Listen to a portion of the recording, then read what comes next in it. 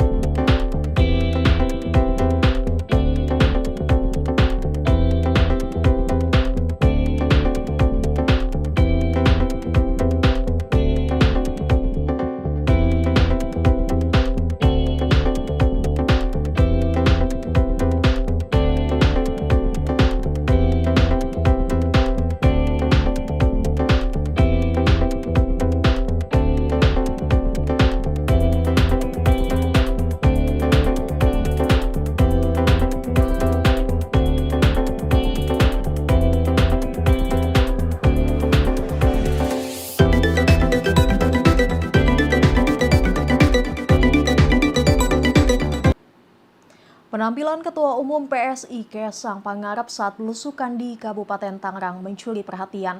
Pasalnya Kaesang mengenakan rompi bertuliskan Putra Mulyono. Saat dikonfirmasi pada Selasa 24 September, Ketua DPP PSI Cheryl Tanzil mengaku tidak tahu jika Kaesang mengenakan rompi tersebut. Ia mengatakan Kaesang tiba-tiba memakai rompi bertuliskan Putra Mulyono saat belusukan.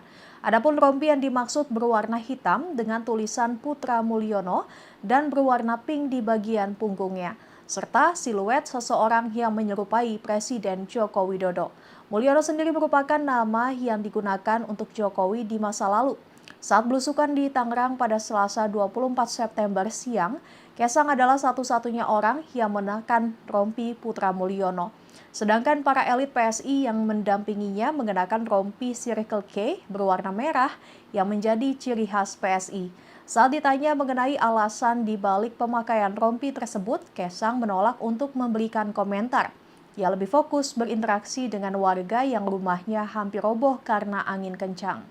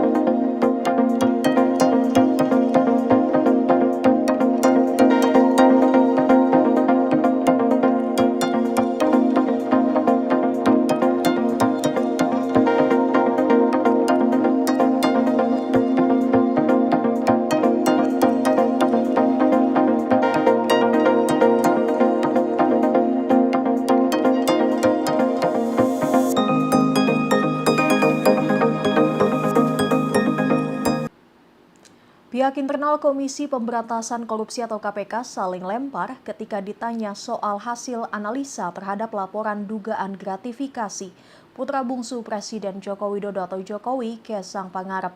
Hal ini bermula ketika KPK berencana mengumumkan hasil analisa tersebut pada Selasa 24 September. Deputi Pencegahan dan Monitoring KPK Pahala Nainggolan dalam keterangannya pada Senin 23 September mengatakan pihaknya sudah mengirimkan hasil tersebut pada pimpinan lembaga anti rasuah. Kemudian nantinya komisioner KPK yang akan menyampaikannya ke publik. Namun Ketua KPK Nawawi Pomolango saat dikonfirmasi pada Selasa justru meminta Pahala untuk mengumumkannya sendiri. Menurut Nawawi, tak ada perintah untuk pimpinan terkait hal tersebut. Dikatakan olehnya bahwa hasil analisa ini bisa diumumkan langsung oleh Pahala tanpa didampingi oleh pimpinan KPK. Terlebih Pahala yang paling sering menyampaikan informasi seputar laporan dugaan gratifikasi Kaisang. Sementara itu, juru bicara KPK Tessa Mahardika memastikan laporan tersebut dalam tahap penyelesaian administrasi di 2 direktorat, yakni Direktorat Gratifikasi dan Direktorat Penerimaan Layanan dan Pengaduan Masyarakat atau PLPM.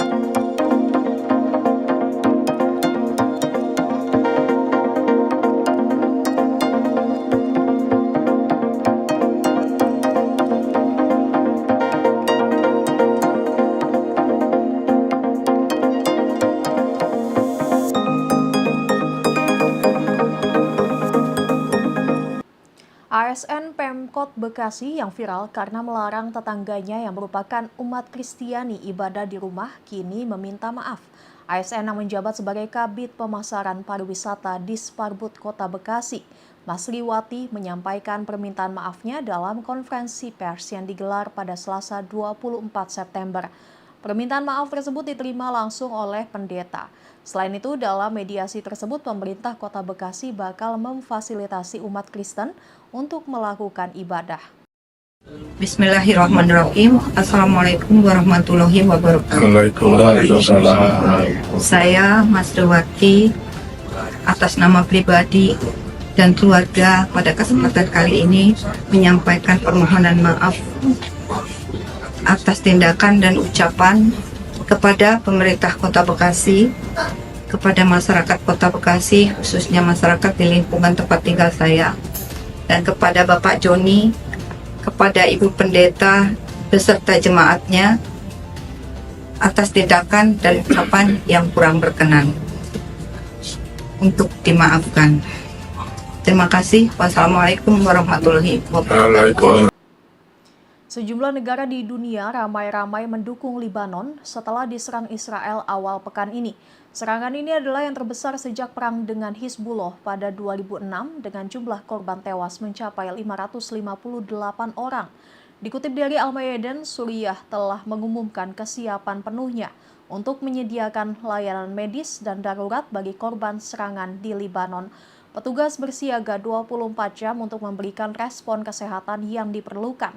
Mengingat agresi yang sedang berlangsung di Libanon, Presiden Suriah Bashar al-Assad menyampaikan pidato di hadapan pemerintahan baru. Ia mengatakan fokus utama negaranya saat ini adalah mendukung saudara-saudara di Libanon. Sementara itu, Kementerian Luar Negeri China juga mendukung penuh Libanon dalam melindungi kedaulatan negaranya. Beijing menilai agresi yang diluncurkan Israel baru-baru ini hanya akan menghancurkan perdamaian. Saat ini China sedang berkomunikasi dengan Libanon terkait keselamatan warganya di Beirut. Sebelumnya, jet tempur Israel menyerang target Hizbullah secara masif sejak Senin 23 September. Serangan terus berlanjut hingga detik ini yang menewaskan lebih dari 500 orang. Mirisnya, korban bukan hanya pejuang Hizbullah, namun juga warga sipil, termasuk anak-anak dan perempuan.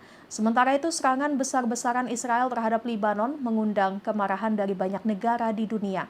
Sejak Senin 23 September, jumlah korban tewas di Libanon mencapai 558 orang. Dikutip dari VOA Indonesia, militer Israel atau IDF mengatakan serangan terbaru pada Selasa 24 September mengenai puluhan target Hizbullah, termasuk militan yang terlibat dalam peluncuran beberapa roket ke Israel Utara. Secara keseluruhan, Israel mengatakan telah menyerang 1.500 lokasi. Pejabat kesehatan Libanon menyebut 50 anak tewas dalam serangan itu bersama 94 wanita. Menanggapi agresi Israel yang semakin brutal, Spanyol mengutuk keras rezim Zionis.